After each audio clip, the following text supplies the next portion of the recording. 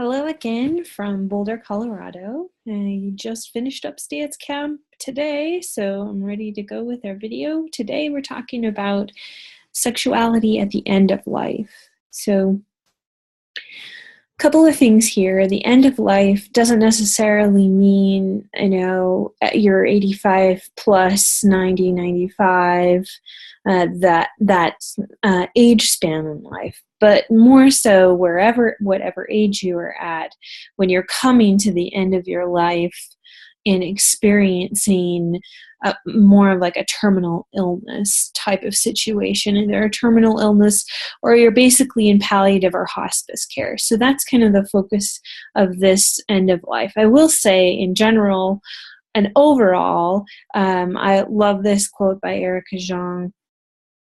And sexuality doesn't end. It really doesn't. You're sexual your whole life if you're a sexual person, which most of us consider ourselves sexual people, sensual or intimate. So even though we're focusing on sexuality at the end of life for a more palliative or hospice population, I do want to make mention of just normal aging trajectory and death trajectory, that sexuality doesn't have an expiration date. No matter how old or how young you are, when the end of life happens for you. Some other general issues that I want to bring up here are, again, the older we get, if we're talking about end of life and end of lifespan being very old, you may be more likely to be widowed, not have a partner again at this time in life. So that can complicate issues of sexuality at the end of life. But if you're a provider or planning on being one, that doesn't mean that sensuality, that touch, that intimacy isn't important for that person. In fact, that may be a very important part of their life. Touch in many different ways can be very important. So those are a few caveats to this issue of end-of-life sexuality. So let's focus in now kind of on the more palliative hospice part of end-of-life sexuality. If you read through some of the articles already, you will already know that the research in this area is extremely scant. That is the theme for this week, under-researched. So what we know about end-of-life and sexual expression is mostly focused on middle-aged cancer patients. So we focused a lot on people who are experiencing sort of what we would consider a shortened lifespan because of disease, that they would have expected to live longer, people who are in the middle ages of life. And cancer is a big one because we have a lot of palliative and hospice care involved in a lot of cancers, and it's we're focusing on women with uterine cancer or breast cancer, and we think about sexuality or sensuality. Those were a natural fit, and a lot of times cancer is disruptive to your hormone, your blood flow, etc. So it has a lot of effects on sexuality, which is why that is a more popular topic. And we're ageist. So, of course, when we think about end of life and sexuality, most of what's going to be done is not on older people, right? However, we do have one pretty decent study that was a qualitative study that you have access to, which is the Lemieux study. And what he looked at with his group, or pardon me, let me make sure I have that right here, that what she looked at, I shouldn't just assume, was this was a qualitative study of people in the end of life who are in palliative care, and they were discussing with them sexual expression and their sexual needs. So of the 10 people that were in there, about half of them were in the 50 to 55 plus range, couple in their 70s, and an 81-year-old. So, but pretty much all of them were cancer patients, but some of them are just older cancer patients, and a lot of them are in hospice care or home hospice care. So what did they find out from this small study about sexuality at the end of life? There was a lot of meaning still around sexuality and the expression of their own sexuality. And this had transitioned for a lot of them into a more emotional connectivity, importance around sensuality and intimacy than physical expressions of sexuality. And in fact, they were less likely on the whole to experience intercourse related behaviors, for one reason being that it was a more physically rigorous activity, and there was some fear of hurting or some inability to be able to be in those physical situations. So that was one major thing that it was a theme, was that sexuality was still important to them and part of their identity, but it had changed in form, right? But not in function. It was more about intimacy and emotional connectivity than it was about what kind of physical intercourse-related behaviors that they were doing. Another finding from this study was that people at the end of life still viewed sexuality as important to their quality of life. It continues to be very important, particularly in its ability to connect with your partner or with another, right? So things like intimate touch and deep emotional intimacy that can be expressed in different sexual behaviors or intimate behaviors was still very important and produced a lot of quality of life for people at the end of their life, which isn't very surprising, right? It's just when we think about palliative patients or hospice patients, a lot of times they're far more physically frail than your average, even inpatient medical patient. They have ongoing treatments a lot of times, particularly cancer patients. And when you're in palliative care or hospice care, you're getting a lot of supportive care like pain medications and comfort care.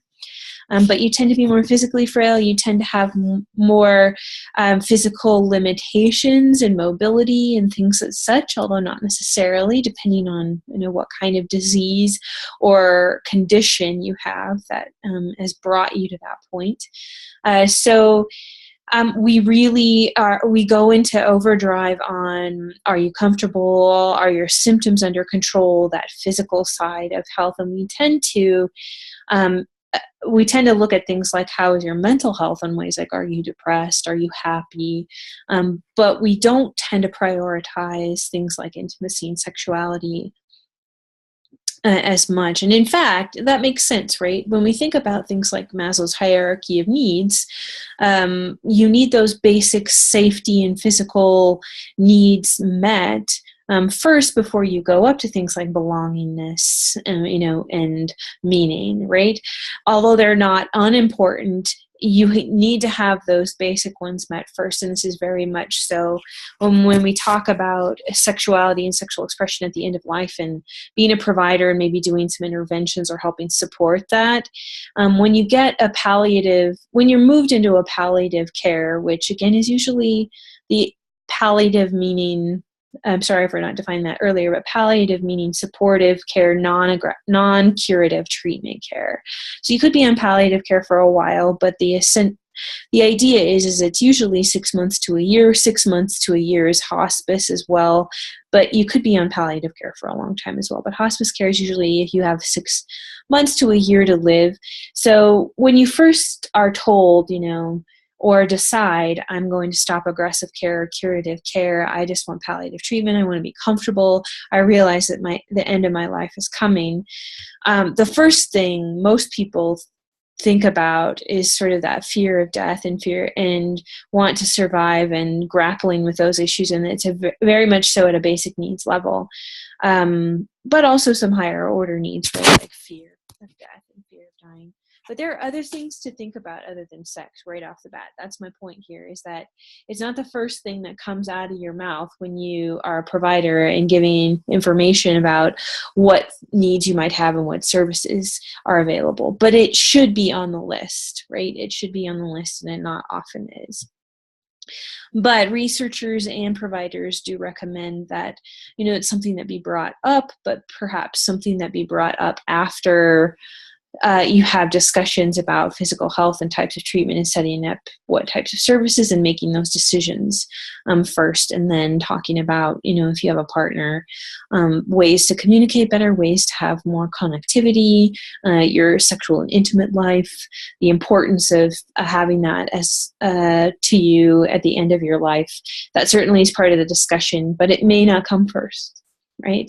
But we want it to not be omitted. When we look back at the Lemieux study, an interesting finding was that when they talked about sexuality and sexual expression, they talked about some of the challenges or barriers to having sexual and intimate lives at the end of their life.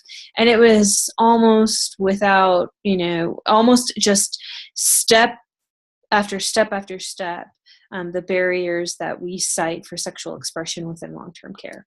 Lack of privacy, having shared rooms with other patients, it being a very uninviting, medical, institutionalized space, so intimacy, may not be supported in the environment, intrusion by staff, size of the beds, all of those things were cited as barriers, including personal barriers such as, physical health, communication with your partner. And a big issue here for sex at the end of life is also caregiving, which we've talked about a lot in this class. And that is, if you are with someone who is in palliative or hospice care, you're likely there a lot, with them a lot, perhaps providing care if you're providing hospice at home. So balancing, again, the issues of being a caregiver or the role of being a caregiver and the role of being a spouse or partner, and being intimate with a person, but also having caregiving duties for them. So that is something you have to think about at the end of life as well, and is definitely an important personal variable.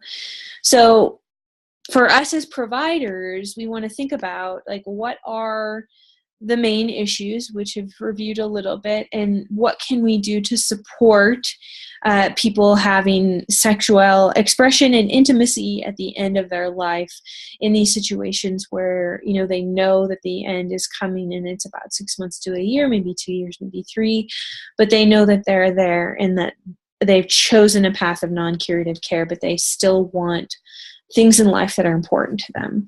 So how do we do that? There are lots of different resources available through organizations from your own professions, as well as just in general. Anne Katz, who you'll see on the screen here, is a nursing professional and academic who has written a lot about sexuality at the end of life, and a lot of it is in the context of cancer care, but she has several articles out about this, and this is just one article that she was interviewed for, looking at sexuality at the end of life. And I just want to scroll here and show you some of the things. So talking about how to communicate with people who have a terminal or have decided to have non-curative care, how to talk about sexuality with them from a provider standpoint. Some bigger issues of sex at the end of life, which you've talked about, but these are a lot of things, when you're thinking about supporting sexual wellness, you have to think about things like changes in your physical biological functioning, your own psychological functioning, which includes your sexual self-esteem, body image, perhaps some mental health issues like anxiety and depression. Certainly some of the side effects of having certain diseases can cause fatigue, can cause pain, and how to kind of adapt to those and treat those symptoms to be able to be intimate and sexual with someone. And thinking about the partnership or it in a social sense, right? The couple. We talked about caregiving, and we talked about the need for communication.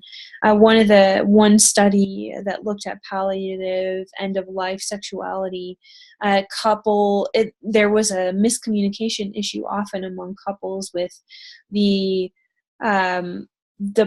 partner who was intact and healthy, being afraid to approach the person to be sexual or intimate for fear of either hurting them or that they weren't ready or it wasn't something that should be done at that time. And then without communicating that, then the person who is at the end of life perceives that to be, well, they aren't attracted to me, they don't want to be sexual, they're not instigating intimacy. So there were a lot of communication issues around that are important to address, because the social aspect of sexuality is, as you know, a very important part. And there's some other things in here about addressing sexual needs and how to support and give resources, strategies for couples, strategies for individuals, and some references at the bottom. And there are several different online resources for this, as well as I said, Ann Katz has written about this a lot in journals. I can certainly put this page up in the resources on your in your module for this week if you're interested. But that's the overview or nutshell, as I usually say, about this topic. This is the last video. You made it to the end, so congratulations. And I hope that the final projects are going well. Email me if you need anything. We're just wrapping up here. You guys are doing well. Getting your last reflections in, getting your last ongoing discussion in, and also then, like I said, finishing up those final projects. So you're busy bees, and I will be too when I get all that back to grade.